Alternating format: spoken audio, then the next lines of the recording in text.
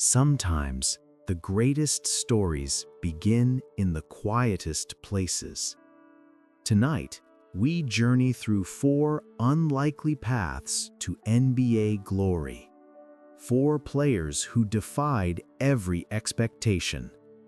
Rest easy as we unfold their journeys. In the heart of the San Francisco Bay Area, a young boy practiced basketball in his driveway. His name was Jeremy Lin, born to a Taiwanese-American family who believed in hard work and education above all else. Basketball wasn't supposed to be his destiny, but night after night, he kept shooting, kept believing, kept playing when others said he couldn't. At Palo Alto High School, Jeremy led his team to a remarkable 32 wins and just 1 loss in his senior season. He was named First Team All-State.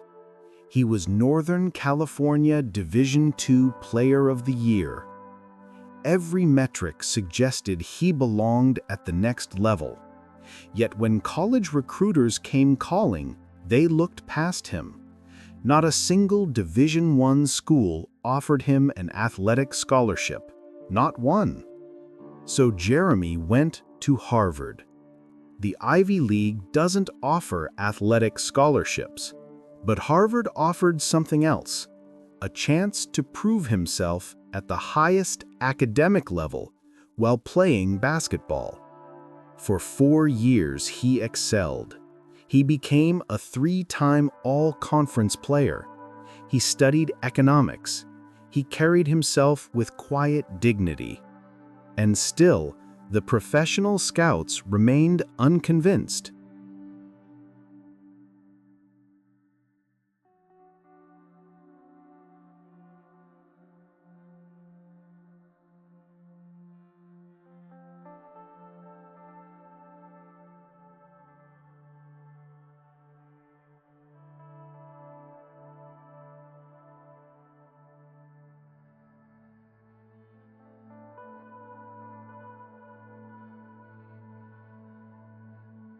The 2010 NBA draft came and went.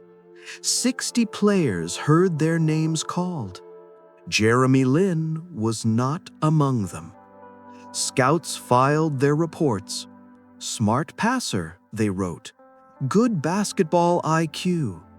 But they questioned his jump shot. They questioned his size.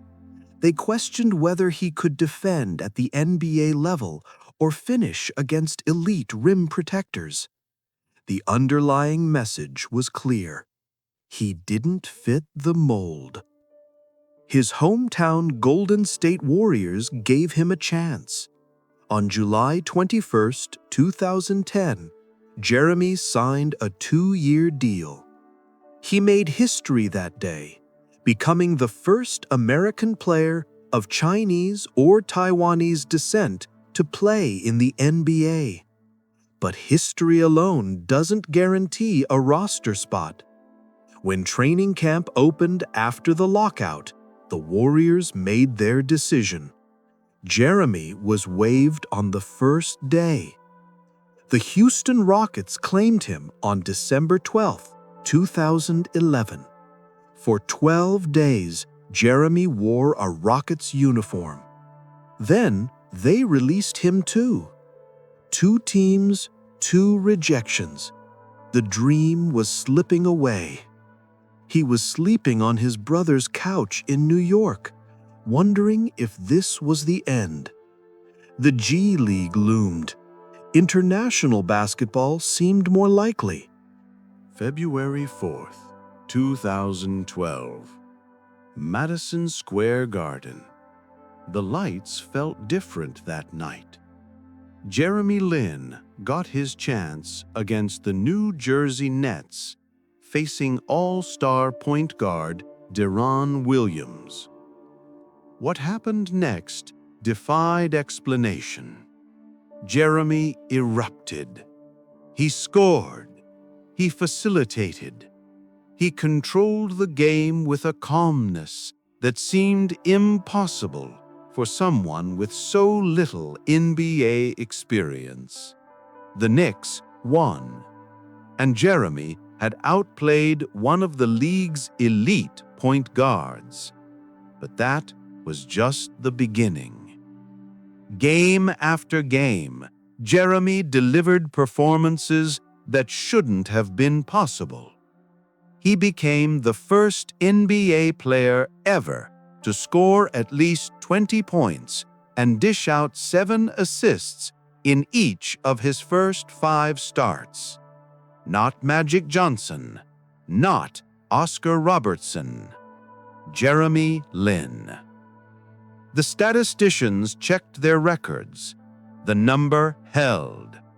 Across those games where Jeremy truly had the opportunity to play, he averaged 18.5 points and 7.6 assists.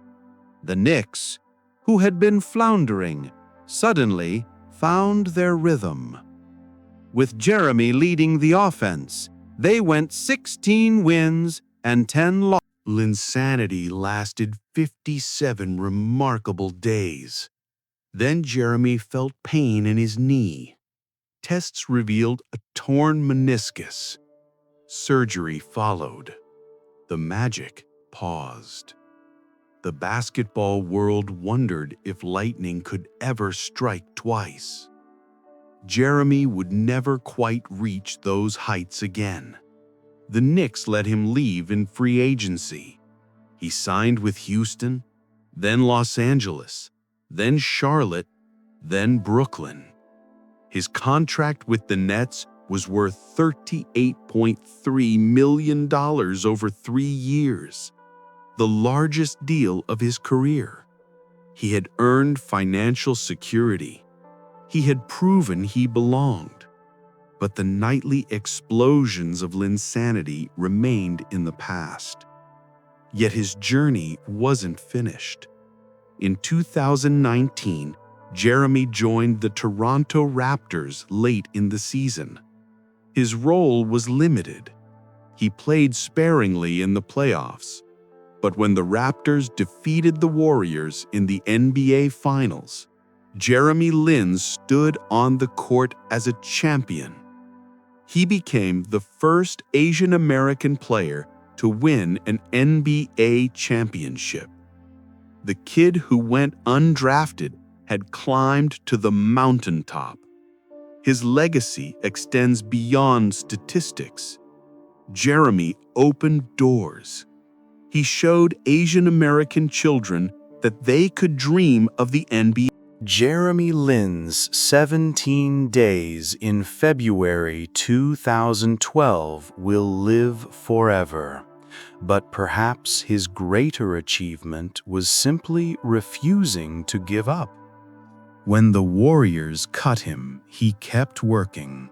When the Rockets released him, he stayed ready. When the Knicks finally called, he delivered. That persistence, that belief, that unwillingness to accept no for an answer, that's the real story. That's what came out of nowhere and changed everything. In Whitehall, Alabama, a young boy grew up with nothing handed to him.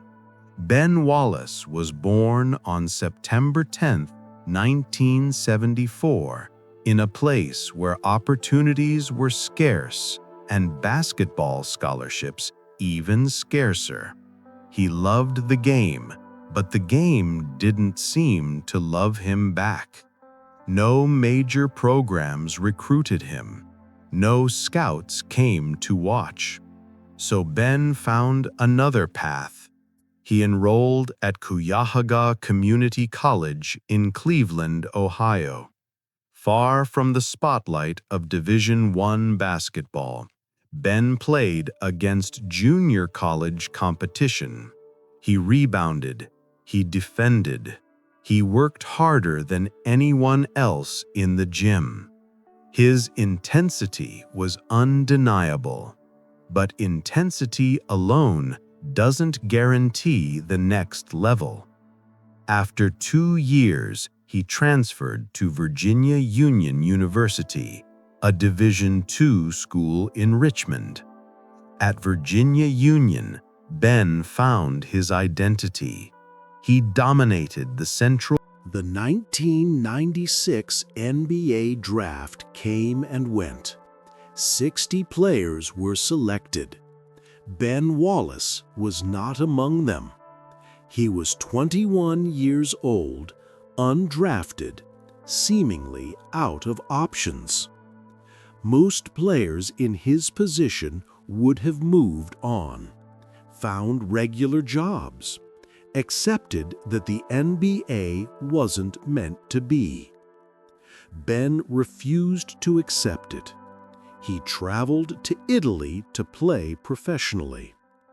The Italian league offered a paycheck, a chance to keep playing, but the NBA still called to him.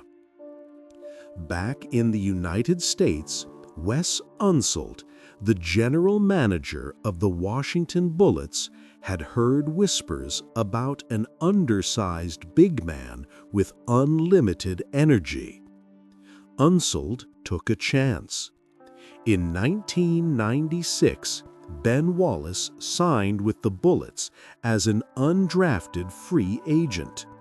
He barely made the team. At final cuts, Ben snuck onto the roster by the thinnest of margins. For 3 seasons, he came off the bench in Washington. He played limited minutes. He wasn't a scorer. Standing at 6 feet 9 inches, though Ben himself admitted he was closer to 6 feet 7, he was undersized for a center. But he could do things other centers couldn't. He could guard multiple positions. He could protect the rim. He could rebound against players 5 inches taller.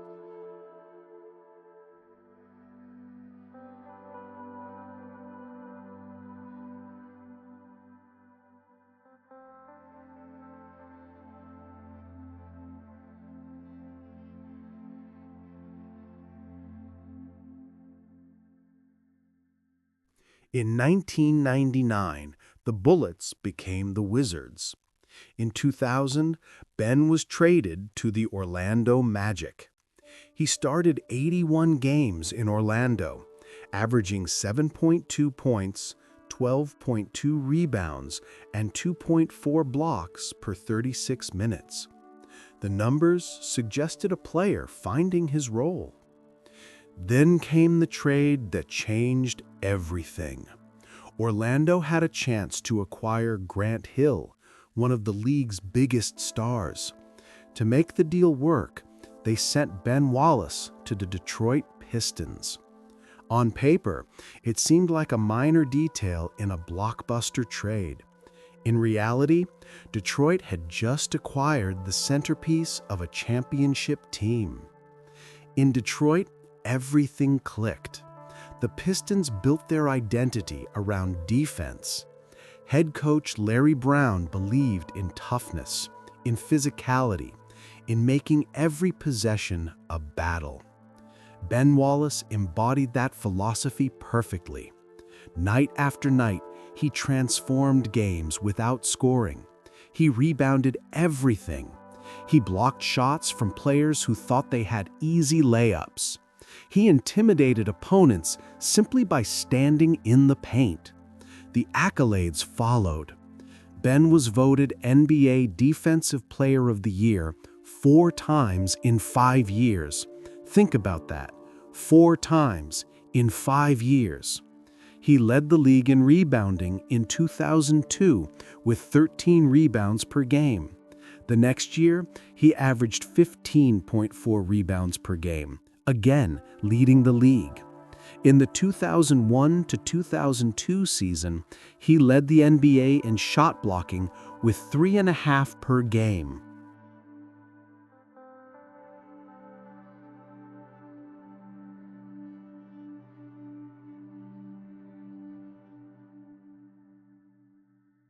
he became an all-star, an undrafted player from a Division II school, starting in the NBA All-Star Game. He was the first and only undrafted player ever to start an All-Star Game. When fans voted, they chose Ben Wallace. When coaches selected reserves, they included Ben Wallace.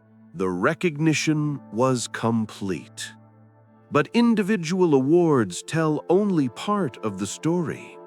In 2004, the Detroit Pistons marched through the Eastern Conference playoffs with a defensive intensity that suffocated opponents. They reached the NBA Finals to face the Los Angeles Lakers, a team featuring Shaquille O'Neal, Kobe Bryant, Karl Malone, and Gary Payton. The Lakers were heavily favored. They had star power. They had championship experience. They had everything except an answer for Detroit's defense.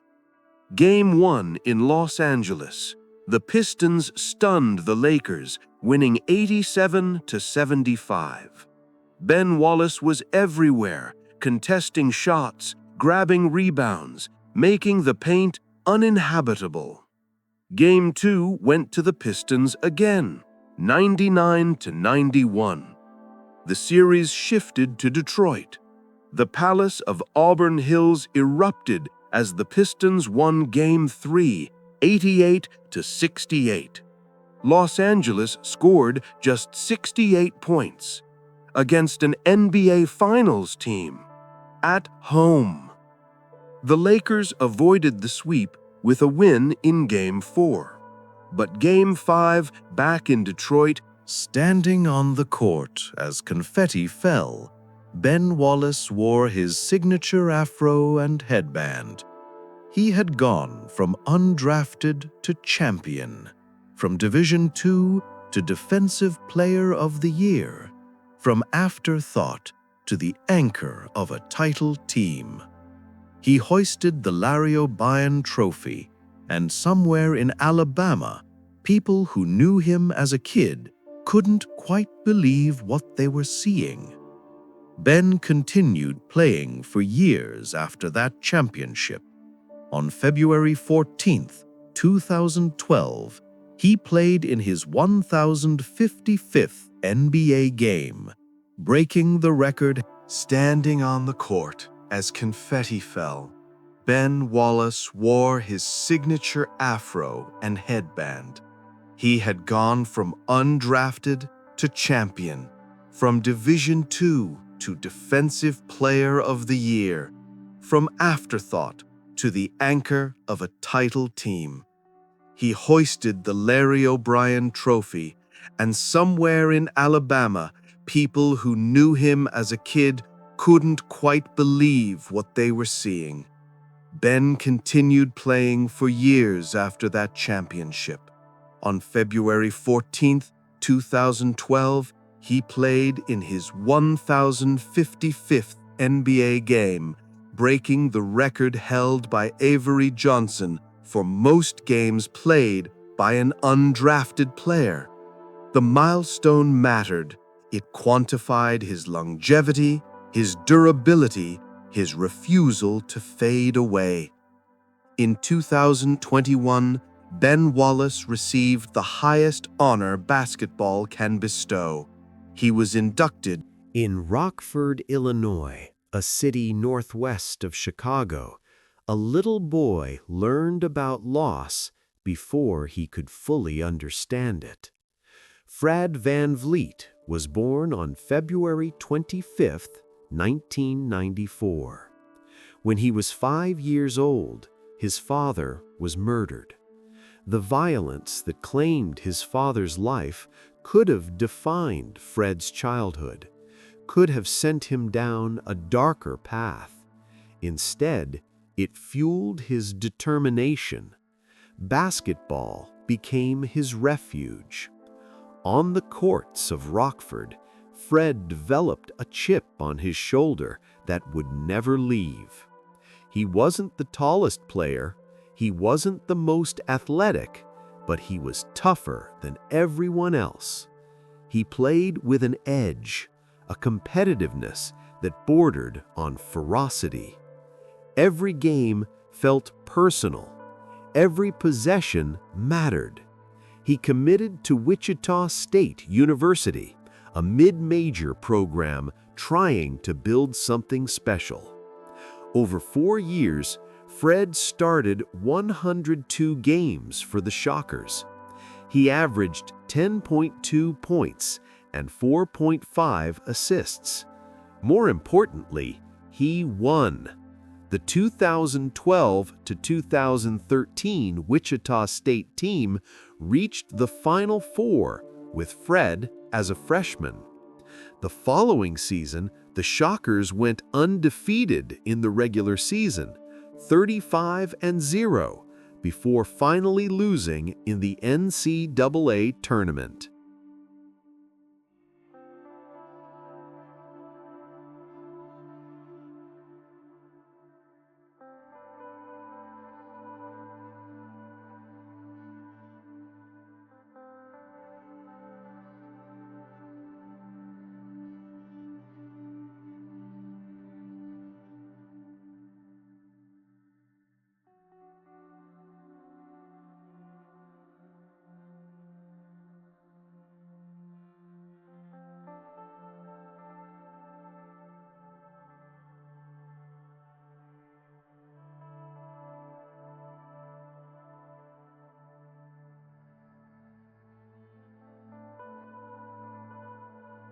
By his senior year, Fred had become the heartbeat of the program.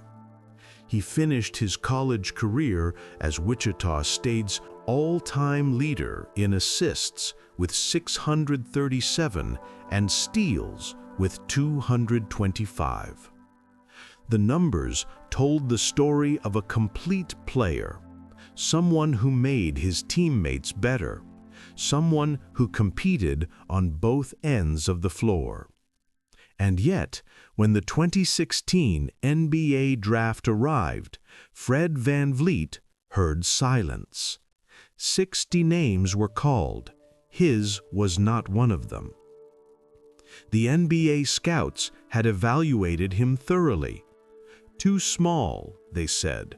At 6'1", he lacked the ideal height for an NBA point guard. Not explosive enough, they concluded.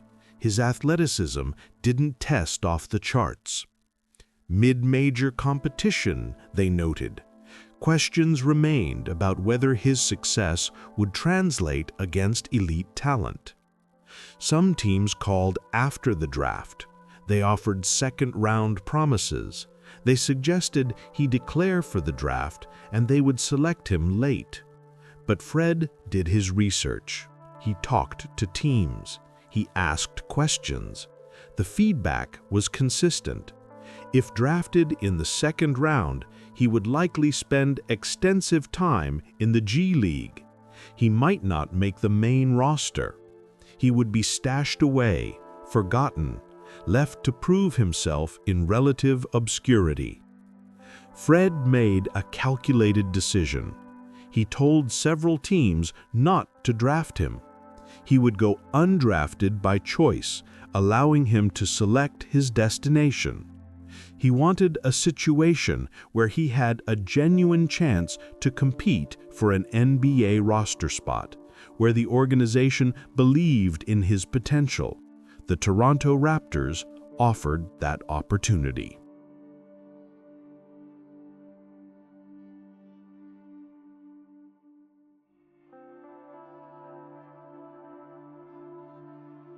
On draft night 2016, as other players celebrated, Fred signed with Toronto. The Raptors invited him to their summer league team in Las Vegas. No guarantees, no promises, just a chance. Fred took it. In summer league, he showed flashes, enough for Toronto to offer a training camp invitation, enough to keep the dream alive. But making an NBA roster as an undrafted rookie is extraordinarily difficult. Most teams carry 15 players. Every spot is precious. Veterans have guaranteed contracts. Draft picks represent investments. Undrafted rookies are expendable. Fred split time between the Raptors and their G League affiliate, Raptors 905. While many players view the G League as failure, Fred treated it as his laboratory. He played heavy minutes. He ran the offense. He developed chemistry with other players fighting for their NBA dreams. In 2017, Raptors 905 won the G League championship. Fred averaged 22 points and 11.5 assists in the finals. He was dominant. He was ready. Gradually, the Raptors gave him more opportunities. His rookie season, he played 37 games for Toronto, averaging 2.9 points in limited minutes. The next year, 2017 to 2018, he appeared in 76 games, averaging 8.6 points. The 2018 to 2019 season changed everything. The Raptors traded for Kawhi Leonard, swinging for a championship. Fred entered the year as a key reserve, providing energy and defense off the bench. He started 28 games that season. The Raptors rolled through the regular season, then began an improbable playoff run. In the playoffs, Fred's role fluctuated. Some games he played heavy minutes, other games he barely saw the court. The inconsistency was frustrating, but Fred stayed ready. In late May, during the Eastern Conference Finals against the Milwaukee Bucks, his son was born. The timing was less than ideal. Fred was away from his family, locked into the playoff grind. He struggled on the court, shooting poorly, looking exhausted. Then, something shifted. The birth of his son seemed to unlock something within Fred. His confidence returned, his shots started falling. Game after game, he delivered crucial baskets. The Raptors defeated Milwaukee and advanced to the NBA Finals to face the Golden State Warriors, a dynasty seeking its third straight title. Game 6, June 13th, 2019, Oracle Arena in Oakland. The Warriors led the series 3-2, but were playing without Kevin Durant and a hobbled Klay Thompson. The Raptors had a chance to win their first championship in franchise history.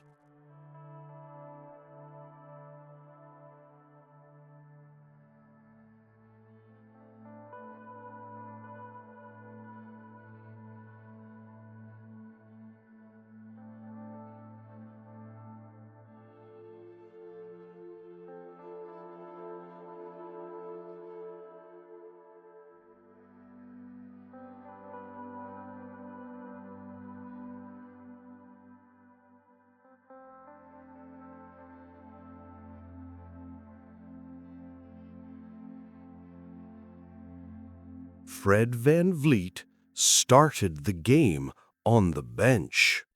His role was clear: provide scoring, knock bowing shots, give the starters a breather. The game was tight throughout. Neither team could pull away. With the championship hanging in the balance, Fred got hot. He scored 22 points, the most in his 37 career playoff games to that point. More importantly, 3 of his 5 three-pointers came in the fourth quarter, along with 3 crucial free throws. The game seesawed back and forth. Golden State wouldn't die. The crowd was deafening. With under 2 minutes remaining, Fred caught a pass on the left wing. The Warriors scrambled to close out. Fred rose up and fired. The three-pointer splashed through. Toronto took the lead for good. That shot, from an undrafted player whose role had been questioned throughout the playoffs, sealed the Raptors' first championship. When the final buzzer sounded, Fred collapsed on the court. Tears streamed down his face. His teammates mobbed him. He had done it. The kid from Rockford, the undrafted free agent, the player who was told he was too small and not athletic enough. He was an NBA champion. Fred set an NBA Finals record that series with 16 made three-pointers off the bench. The record still stands, but numbers don't capture what that championship meant. For Toronto, it was validation. For Fred, it was vindication.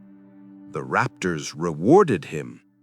In the 2000 On February 2nd, 2022, Fred VanVleet erupted for 54 points against the Orlando Magic.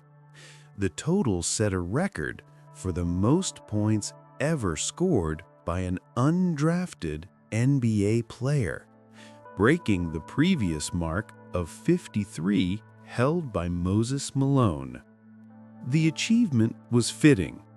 Moses Malone is a Hall of Famer, one of the greatest players in NBA history. Fred VanVleet had joined elite company. That same year, Fred became the first undrafted player since Ben Wallace in 2006 to be named an NBA All-Star. The recognition was overdue.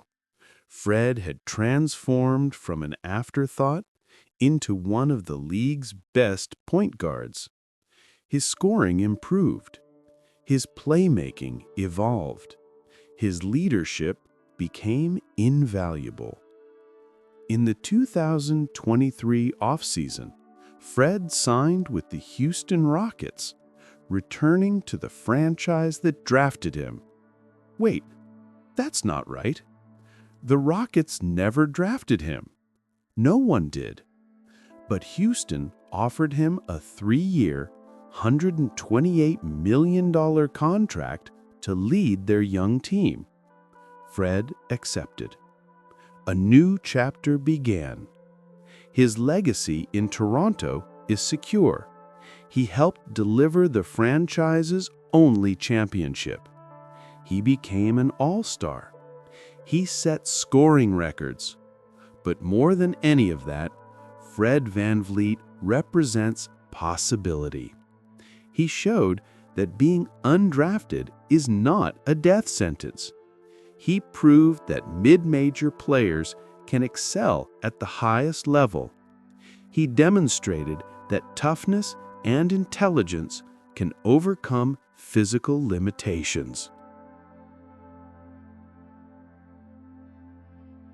Fred's father was taken from him when he was 5 years old. That tragedy could have defined his life in the worst way. Instead, Fred channeled his pain into purpose.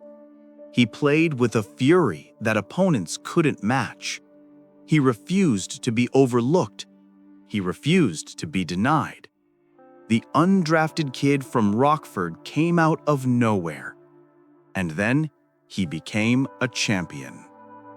In Detroit, Michigan, a young boy loved two sports equally. Antonio Gates was born on June 18, 1980, in a city where football and basketball both carried deep cultural significance. At Central High School, Antonio excelled at both. He was a talented tight end. He was a dominant power forward. College coaches watched him and saw potential. But which sport would define his future? Antonio wanted to play both football and basketball at Michigan State University. The Spartans had Nick Saban coaching football and Tom Izzo coaching basketball. Both programs were elite. Antonio envisioned himself splitting time, contributing to both teams. It seemed perfect. Then he enrolled and learned the truth. Saban wanted him to focus solely on football. No basketball, no splitting time. Antonio had to choose. He left Michigan State. The decision must have been agonizing, walking away from two legendary coaches and a major program.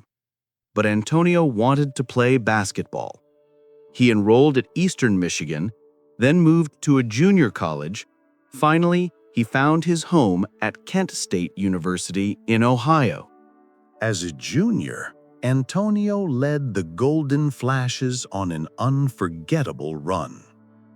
Kent State, seated 10th in the NCAA tournament in 2002, defeated Oklahoma State, Alabama, and Pittsburgh to reach the Elite Eight.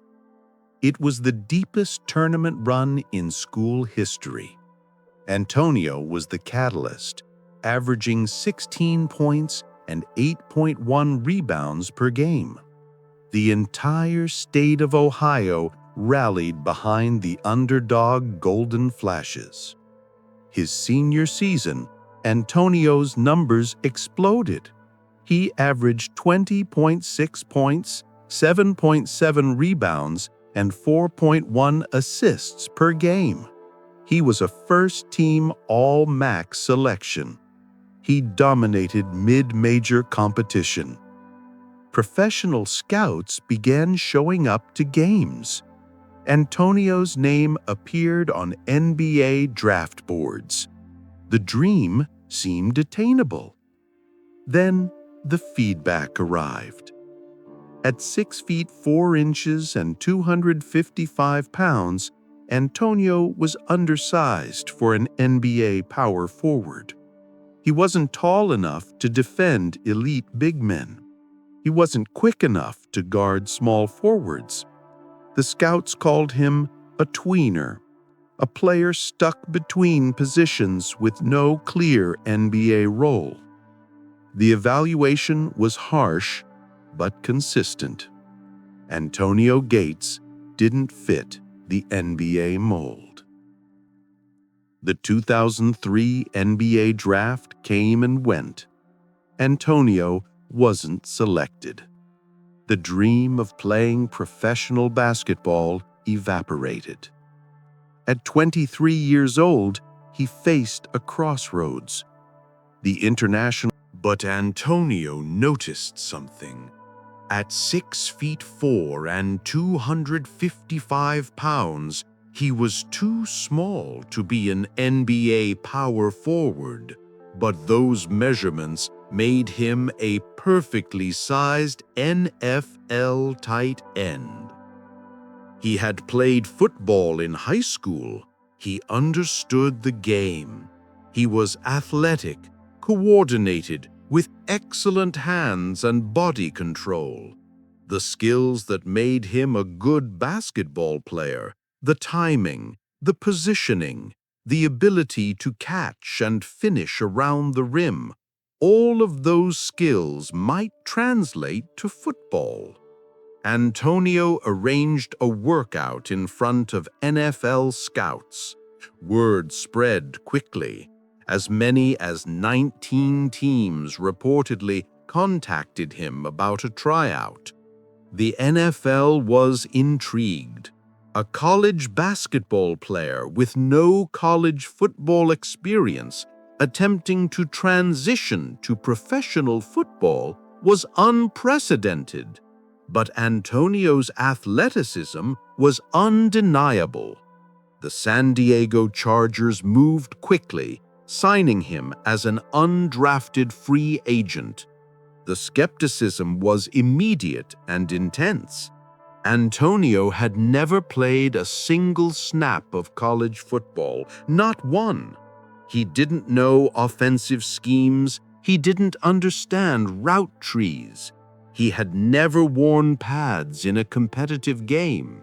The learning curve seemed impossibly steep. Most analysts assumed he would be cut before the season started. This felt like a publicity stunt, not a legitimate roster move. The 2003 season was a disaster for the Chargers. They finished 4-12, the worst record in the NFL. But lost in the disappointment was Antonio Gates' emergence. He entered training camp as the third-string tight end. By the end of the season, he was the starter.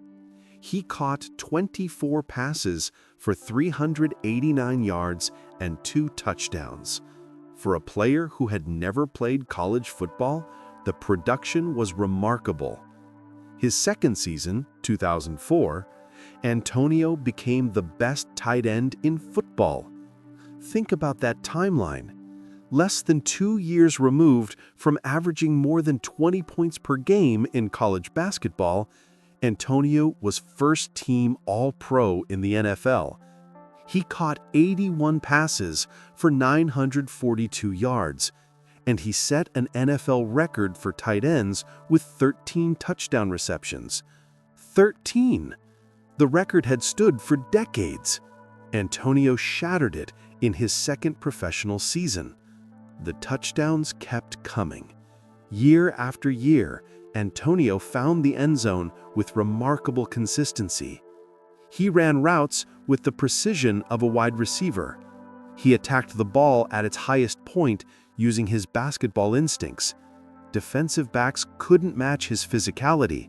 Linebackers couldn't match his speed and agility. He was unstoppable.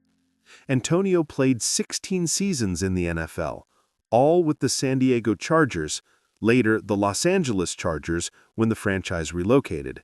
He made 8 Pro Bowls. He was first-team All-Pro 3 times. He became one of the most beloved players in franchise history. His number 85 jersey was everywhere in San Diego, worn by fans who marveled at his consistency and clutch performances.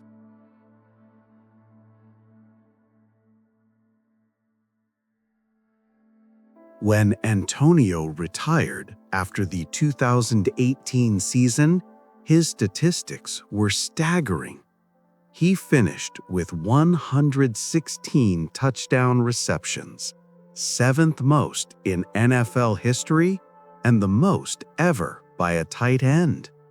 116 touchdowns from a player who never played college football, from a player who was told he didn't fit in the NBA. The numbers seemed fictional. His 116 touchdown catches remain a Chargers franchise record. No player in team history has scored more receiving touchdowns. Not Lance Allworth, not Kellen Winslow. Antonio Gates, the undrafted basketball player, owns the record. In January 2025, Antonio received the sport's highest honor. He was inducted into the Pro Football Hall of Fame in Canton, Ohio. He became the first player in the history of professional football to reach the Hall of Fame without ever having played a single snap of college football. The achievement defied logic. Hall of Famers typically dominate college football, get drafted early, then sustain excellence for a decade or more. Antonio skipped the entire college football step and still became one of the greatest tight ends ever. His speech in Canton was emotional. Antonio thanked his basketball coaches. He thanked Kent State for the opportunity to play the sport he loved. He thanked the Chargers for taking a chance on an undrafted basketball player with no football experience. He thanked his family for supporting him through an unconventional journey. And he spoke to kids. Antonio Gates never played in the NBA. His basketball dream ended with the 2003 draft. But by embracing a different path, by recognizing that his skills could translate to another sport, he achieved a different kind of greatness. He became a Hall of Famer. He set records that may never be broken. He proved that athletic excellence transcends individual sports. His jersey, number 44, was retired by Kent State in 2010. He became the fourth men's basketball player in school history to receive that honor. The school honored his basketball legacy, even though his fame came from football. That duality defines Antonio Gates. Basketball player, football Hall of Famer. Both. Neither. Something entirely unique.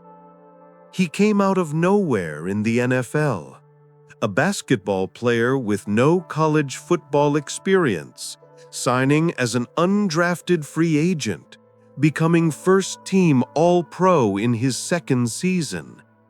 The story shouldn't make sense, but Antonio Gates made it make sense through talent, dedication, and a willingness to bet on himself.